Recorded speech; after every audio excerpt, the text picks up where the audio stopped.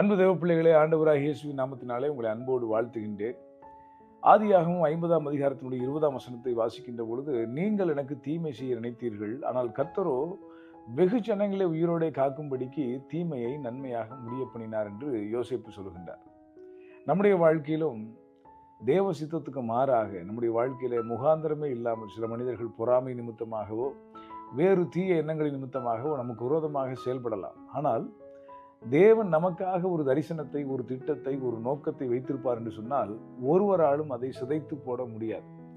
காலதாமதங்கள் ஆகலாம், சில காரியங்கள் எதிர்மறையாக நம்மை சுற்றி நடக்கலாம், எல்லாராலும் கைவிடப்பட்ட ஒரு சூழ்நிலையில் நாம் பயணிக்க வேண்டிய சூழ்நிலைகள் வரலாம். ஆனால் தேவன் நம் மீது வைத்த திட்டத்தை ஒரு மனிதனாலும் ஒரு பிசாசினாலும் மாற்றவே முடியாது என்பதற்கு மிக அற்புதமான ஒரு உதாரணம் தான் யோசேப்பினுடைய வாழ்க்கை. அவருடைய வாழ்க்கையில தரிசனத்தை பெற்றவன் தரிசனத்துக்கு சம்பந்தமில்லாத ஏராளமான காரியங்களை, சூழ்நிலைகளை வருஷங்களாக அவன் சந்தித்துக் கொண்டே இருந்தான். ஆனாலும் முடிவிலே கர்த்தர் கொடுத்த தரிசனத்தை நிறைவேற்றினார். நானும் உங்களுக்கு சொல்லுகின்றேன், உங்கள் வாழ்க்கையிலே கர்த்தர் கொடுத்த தரிசனம் திட்டங்களுக்கு எதிராக சில மனிதர்கள் தீய எண்ணங்களோடு பொறாமையோடு உங்களுக்கு விரோதமாக செயல்படலாம். ஆனால் சகல தீமைகளையும் நன்மையாக மாற்றுகிற ஒரு தேவன் இருக்கிறார்.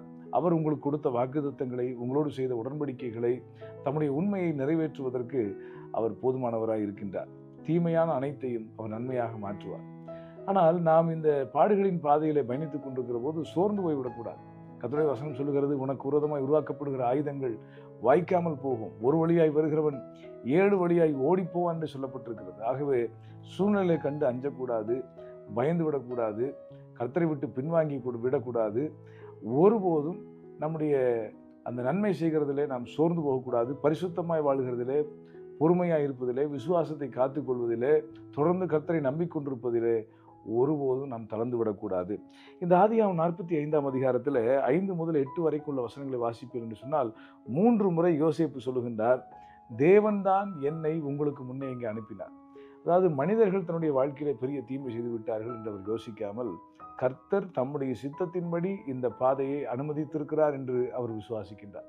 உங்கள் வாழ்க்கையிலும் யார் எதை செய்தாலும் அவைகள் நடுவிலே தேவன் தம்முடைய திட்டத்தை நிறைவேற்றுவார் என்பதை நீங்கள் ஒருபோதும் மறந்து விடாதிருங்கள். உங்கள் வாழ்க்கையிலும் கர்த்தர் கொடுத்த எல்லா தரிசனங்களையும், கர்த்தர் கொடுத்த வாக்குத்தத்தங்களையும் நிறைவேற்றுவாராக என்று வாழ்த்தி இந்த நாளினுடைய தியானத்தை நிறைவு செய்கிறேன். God bless you.